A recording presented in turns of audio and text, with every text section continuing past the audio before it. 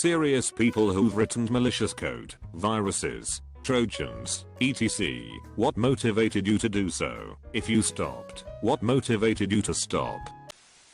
I wanted to find love. I discovered an exploit on a dating site I used that allowed me to perform actions on behalf of users simply by loading an image. Originally, I used the exploit to show a video message when they visited my profile. But when that didn't convert into offline dates, I tried a more aggressive tactic. This dating site gave preferential attention to attractive profiles, measured by how many views or likes they received. So I wrote an exploit that would like my profile, then add the exploit to your own profile. I became the most popular profile in an hour, but a mistake in my exploit added the exploit recursively, resulting in exponential requests from users to like my profile. After a couple hours, loading any profile resulted in thousands of requests, multiplied by millions of users, and my exploit ended up crashing the dating site. Oops. The admin calmly contacted me for help reversing and patching the exploit in exchange for not suing me. Wanted to link with my friends. This was around high school. Their antivirus would catch the backdoor programs I'd send them, so I made my own. This is before most of the antivirus software worked on heuristics and could stop unknown threats. I knew their antivirus would catch it because they had the same one I did, and when I'd go to download them they'd label them. So what I did was I first sent out my Trojan and get them to install it. Then a week later I sent them the Trojans the antivirus could find. At this point they'd then know I was trying to do something, as their antivirus would tell them not to open it and would no longer open attachments from me. They then became more cautious and wouldn't open files from me, but it was too late. I played it like I was getting annoyed that nothing I was doing was working. I waited a while and said I found a site with lots of amazing hacking techniques, so then I would routinely act like I was hacking them in real time when I was just connecting to the Trojan I made and got them to install before. This wasn't something that ever propagated and was pretty harmless, mostly something to open and close their CD trays and demonstrate that I could. That was a lot of typing and a lot less interesting than I was thinking. My hacking was limited to changing the text of a copy of the Oregon Trail computer game to harass some of my classmates. Things like, Beth died of having a big butt. Me and my friends thought it was hilarious, but then we got caught and banned from the computer lab for a while, which was enough motivation to not do it again. Not entirely malicious, more so dickish admining. In my teens I used to work at a computer camp for kids. Being kids and that we couldn't see their screens, they'd naturally screw around on the computers as they weren't locked down at all. I wrote a simple app that gave me a remote shell, could do screen caps, take over input, etc. Installed it surreptitiously so they didn't know I had access. I didn't do anything particularly damaging to any of them.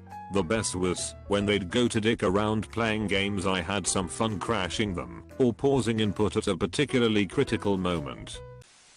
Mostly to learn.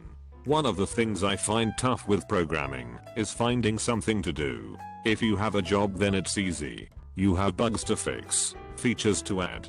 Someone else tells you what to do and that's great. But if it's just you sitting there, what do? Make a website? Nah, I don't feel like it. Make an awesome looking customizable themed desktop app? Awesome. But what's it gonna do? I dunno.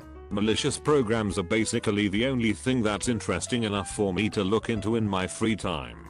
It's also the reason I started programming beyond classes and lessons in the first place. To mess with my classmates mostly. I haven't made anything too malicious, though I did make a cheat for MW3 at one point. Even though it was posted on public cheating forums, it still took over a year for it to be VAC detected.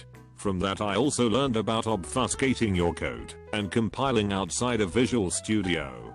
It had a tagging system where you'd shove tags into the code, then run a separate program that would look for those tags and fill the space in between with random junk code before compiling to try hide the program from vacation.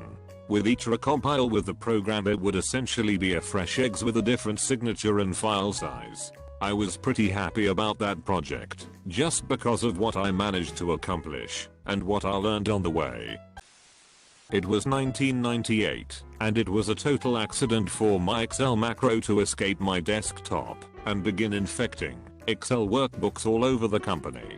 I had created a macro to automatically make a backup copy of the active workbook upon saving. The backup copy appeared in my home folder on a network drive. But one day I helped someone in hours with an Excel problem. They sat at my desk. I opened their doc, made a change, and saved it. My autosave macro replicated to their workbook. Now everyone in ours accessed that workbook over the next couple days, and every time they saved it, a copy would show up in my H/drive. The macro escaped their department, and the next, and the next. Pretty soon I got a visit from it admin. My H/drive was full. I checked and there were hundreds of workbooks, not mine, but clearly named with my backup file naming convention. I knew instantly what the problem was, and had to fess up. My productivity tool cost me an entire weekend of cleanup. Working with a bunch of programmers, we had a boss that liked to prank us. But he was pretty old school, so his ideas of pranks were putting tape over your mouse sensor, unplugging Ethernet cables, etc. One day, my fellow programmers and I were discussing the movie Super Troopers, and the boss overheard us and commented that he thought the movie was dumb, so I clearly had to do something. I wrote a small background app that would alter any text he copy and pasted and change any instance of the word now to meow. I installed it when he left his PC unlocked. We did notice a few technical documents and emails with meow in it over the next few months. Eventually he noticed and called me in to fix the weird problem with his PC. I gave him some line about clearing the clipboard cache and killed the process without him realizing what was really happening. I was never a hacker, but I was always ahead of everyone else when it came to computers, so I'd play really simple pranks. One was I'd write a simple script so that when someone in the computer building tried to log off, this message would appear. Are you sure you want to format C? All data will be deleted. Y/N. Then when they typed N and hit enter, it would change to Y and just say formatting. My everlast trick, however, was this school bully, more an evil cool kid than a physical bully. I could probably have kicked his ass, who used to steal stuff from everyone, but we couldn't prove it. So I brought 3 floppies to school in my bag, and then bragged about how this new TIE fighter game was so awesome. Then I left my bag unattended during gym. Yup, very stolen when I got back. Bag was still there, floppies and some gum gone. What he didn't realize until later was that I had taken the second disc apart, painted the actual disc with nail polish, and then sprinkled it with the very carefully crushed heads of Strike Anywhere matches. During installation, he was prompted to insert the second disc, which then spun up, and whoosh. He managed to completely destroy his dad's floppy drive when he inserted that bad boy, and I would have given anything to have seen his face when the flames shot out of the drive. Best part was he couldn't do shit without admitting to the theft. I did it once, but it wasn't harmful and was intended just for fun. I was in high school. I wrote an April Fool's virus. So it gets triggered by plugging in a USB stick. It copies itself into the computer and starts a timer. I did it on the classroom computer when no one was looking. Easy peasy. Then in the middle of the class, it fires a fake error message during some slides are open. The message tells that there is something wrong with the system. When teacher clicks OK or dismisses it, the computer restarts itself. Windows starts again, and another message gets fired. April Fools. Did you like our joke? When click no, it triggers a second reset. Motivation. We had a good laugh about it. I inserted the code that opened every disk drive in the entire school once a week simultaneously by copying it, and when a teacher left, her administrator account logged in. With around 100 computers in our small school of 400 students, it was a ungodly funny experience hearing every CD drive open at once and everyone looking at each other. For 3 months there was an intense witch hunt for the code and the perpetrator with rewards and threats, but they never found it. Eventually they upgraded the entire school's mainframe and my beautiful creation was gone forever. I did this once back in high school. Motivation, petty revenge and bullying. Stopped when it backfired. There was an annoying kid in my computer science classes, the type who thought he knew it all but was pretty clueless. One day he was complaining that a game he had downloaded required more memory than his home computer had. I told him I'd give him a copy of a utility that would do on-the-fly memory compression in DOS. At the time, a utility called Stacker for disk compression was popular, so memory compression was plausible. Of course, my utility was a Trojan. But I was subtle about it. It was a wrapper that planted the real Trojan payload in the startup file, autoexec. But the real Trojan checked the system date and only detonated if it was a month later than I originally did this. So he wouldn't be tracing the time bomb back to me. The payload was to trash the partition table, rendering all the drives inaccessible and unbootable. I don't know if he actually ran it or if the payload ever went off. The bomb date was in the summer after school ended.